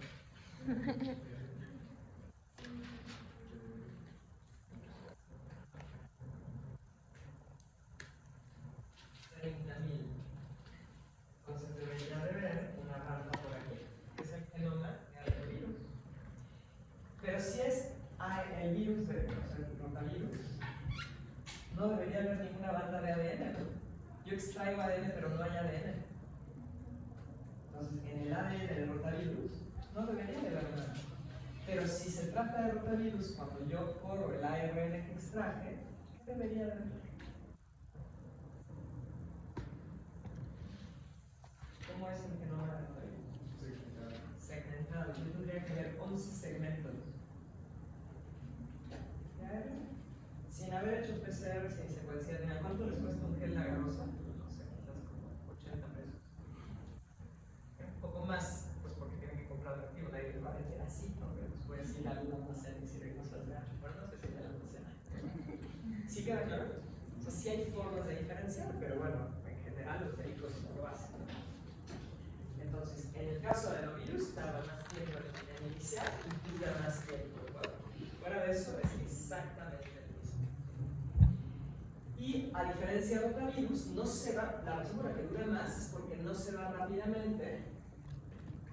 El del otro se acuerdan que era el sistema inmune innato, ¿no? El que permitía que ya se fuera. Y luego sí se activa el sistema inmune adaptativo, pero es un poco como de relleno, ¿no? Aquí sí se tiene que acabar activando porque acaba siendo con las células NK, que van a ser un desastre y entonces sí, van a llegar las células linfocitos T, tanto citotóxicos como los de ayuda, van a activar a los linfocitos B y tendremos una idea, pero eso hace que dure más tiempo. Esta razón. ¿Dudas? ¿No? ¿Seguros? ¿Les molesta que les haga tantas preguntas? Yo lo siento feo porque se quedan callados.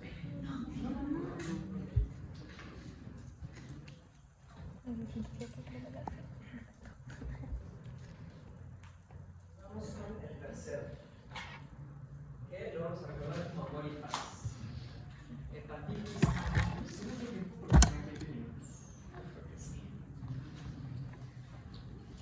Hepatitis A.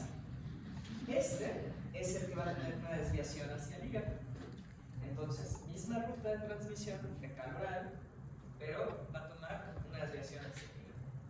Es género enterovirus y la familia es Picornaviridae. Ya vimos en este tema un Picornaviridae. ¿Cuál fue? El rinovirus, exactamente, el del catarro. Entonces es el hermanito. Y rinovirus también podríamos decir que es amor y paz, pero yo prefiero verlo como ataque y rendición, porque es bravucón, pero al ver ahora se nombra ya está.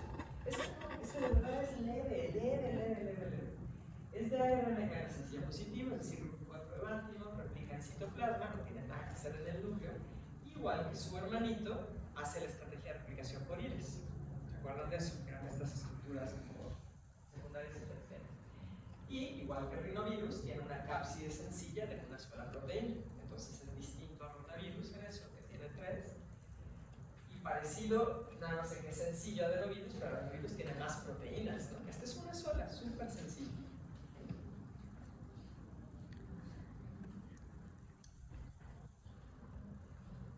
Su cápside es súper resistente al ácido gástrico. No tiene sentido, ¿no? Igual rotavirus, igual adenovirus. Aunque para rotavirus le ayuda esa acción del ácido pues, para ir generando una inestabilidad. Es súper resistente. Es sensible al cloro, pero resiste ácidos fuertes y resiste desecación. Acuérdense que es un agente alcalino, no la lejía. Entonces este no lo aguanta bien, pero los ácidos fuertes los aguantan perfecto. Resiste la desecación, eso implica que incluso en heces secas, que a lo mejor hasta se han topado con eso alguna vez, van caminando en el parque y ven heces de perro completamente blancas, secas ya.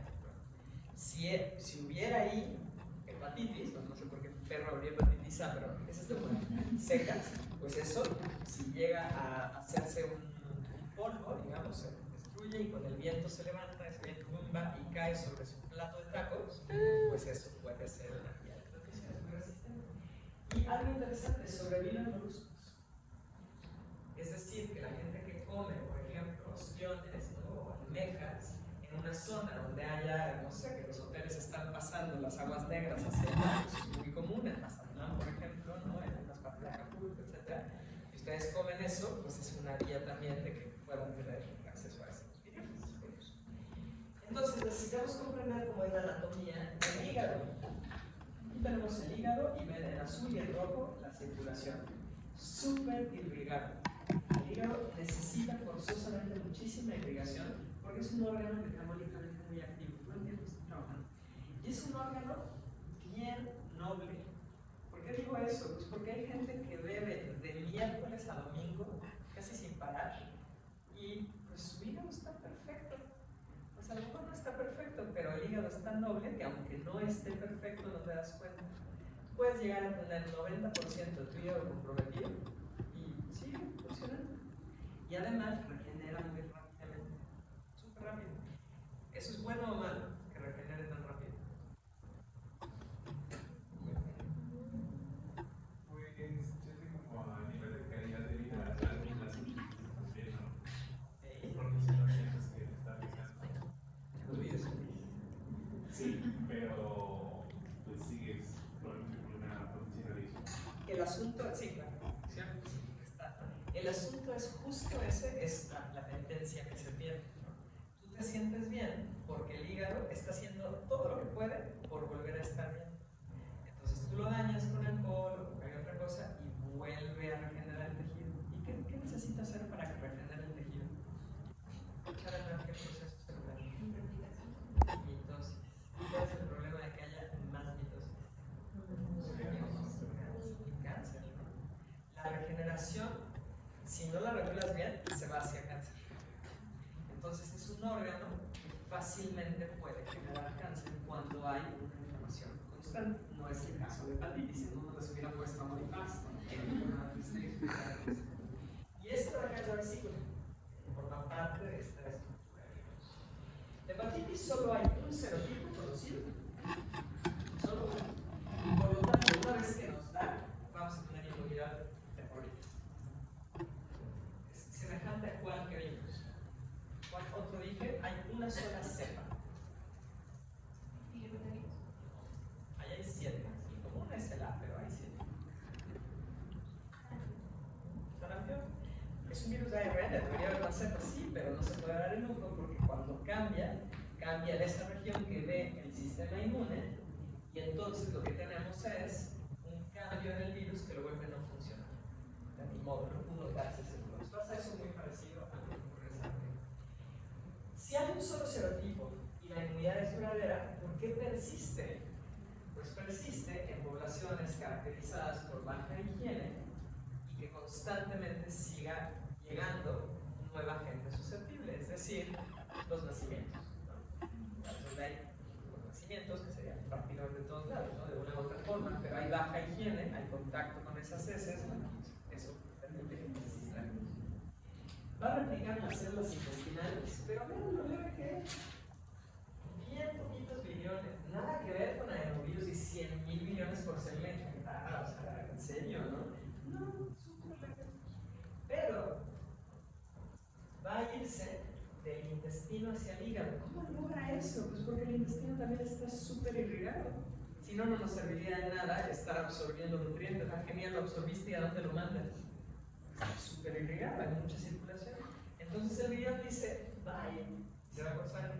Y ya directito al hígado. Y ahí replica mucho. Es lo que sale una alta replicación. Cuando hay un periodo infectivo de hepatitis, una persona con hepatitis A puede producir 100 millones de billones por cada mililitro de bilis. Es altísimo. ¿Y entonces por qué le puse amoripán? Porque aunque tiene una alta replicación, infecta pocas células. Y no es lítico. O sea, bueno, sí se oye como mucho tener esta cantidad de millones por mililitro de bilis, pero ¿qué te está haciendo? Sería la pregunta, ¿no? ¿Cuánto te hace? Bueno. Ahora, replicó en enterocitos y eso estimula la inmunidad de las mucosas del tracto gastrointestinal. Tenemos ahí unas células que son policías, se llaman células M, y tenemos nódulos linfáticos. Al mismo estilo de lo que nos toca aquí en médico, nada más que dentro, en todo ese revuelo de intestinos, ese no nos lo puede tocar, pero ellos tenemos. Pues tenemos esa inmunidad. Y se representa una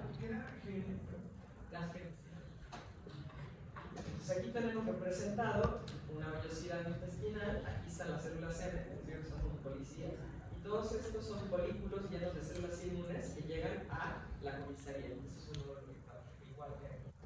Cada una de estas son células intestinales. Está súper vigilado, súper vigilado. Claro que al empezar a replicar aquí, en algún momento va a haber una respuesta. Y sí se van a generar anticuerpos. Más o menos a la semana empezamos a generar IgA. Los IgA se generan antes que los IgG. Recuerdan que estos son los que están en las mucosas. Está genial. Lo generamos. Pero no se vale. ¿Por qué? Porque se va al hígado. Y estos no llegan al hígado. En el hígado necesito IgG. ¿No? Entonces, qué bien que generaste anticuerpos, pero ya no está ahí el que tú querías agarrar, que es el cuerpo. Y el virus es resistente a detergentes y a sales. ¿Qué tiene que ver? Pues todo en el hígado y en la vesícula biliar tenemos jabón, producimos surfactantes y demás, y sales biliares. Este virus es resistente a eso. Lo cual implica que este virus, que no es envuelto, si ustedes dicen, pero yo lavé todos los platos, no entiendo por qué desde mi restaurante se dio una epidemia de hepatitis A, pues es que resiste los detergentes. ¿Qué tengo que hacer? Usar agua muy caliente. No, claro. Pero no conozco mucha gente que lave platos con cloro. A lo mejor se debería, ¿no? Pero no he visto que haga eso. Y cuando llega a las células hepáticas, ahí replica muy rápido. Entonces vean lo que tenemos aquí. Semanas post-infección, aquí está en el intestino y prácticamente no genera virus. Eso es súper leve. Pero sí lo detecta. A la semana ya empieza a producir anticuerpos IgA. Uy, qué pena, porque a la segunda semana este ya se fue al hígado. Así que pues no te sirvió mucho. Y va a haber más o menos unas 2, 3 semanas de eliminación de virus en heces. Más o menos, ahí va a pasar. Claro, el sistema inmune se dio cuenta, entonces ahora esperan de 2 semanas a producir IgG y esas acaban controlando. Empiezas a tener signos desde que estás produciendo muchos billones del hígado a este tiempo, más o menos de la semana 3 a la 8. O sea, a diferencia de todo lo que estuvimos viendo, los signos clínicos aquí sí duran más tiempo. Y como el hígado está involucrado, ya no vamos a decir, no, pues es que de signos clínicos solo hay diarrea, no nada que ver. Este ni siquiera genera diarrea, porque es muy leve y no hay signos. ¿Sí queda claro eso?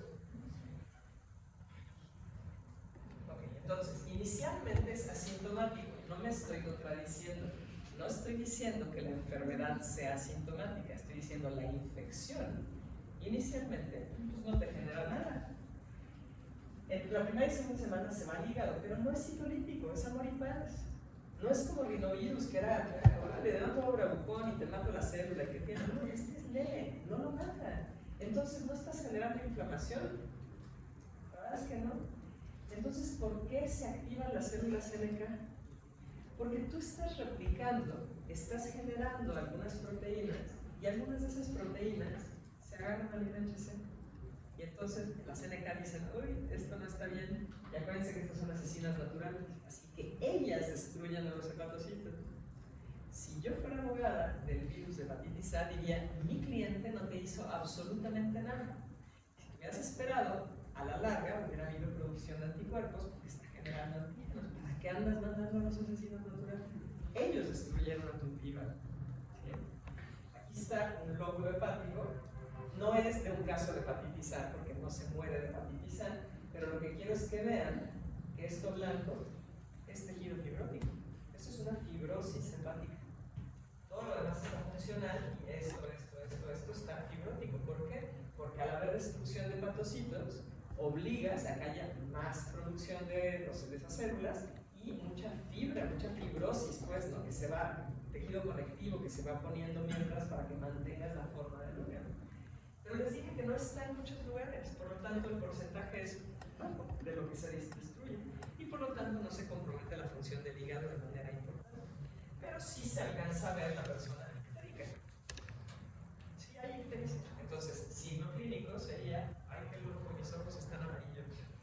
Ay, mis mucosas de las encías también. Y como que estoy haciendo pipí color Coca-Cola. Y mis heces están un poco blancas. Eso no es normal, ¿ok? Pero no hay dolor en la zona hepática, no hay una fiebre nada notoria, no hay náusea, podría haber poquito de náusea porque está afectado el hígado, pero muy leve, porque es muy poquito, y por eso le pongo anorquitis, ¿ok? Entonces, en el minuto y medio que me queda, les pido que les saquen una foto de esto, y ya sea en grupo, en parejas, solitos, como quieran, llenen esto ustedes, no en el minuto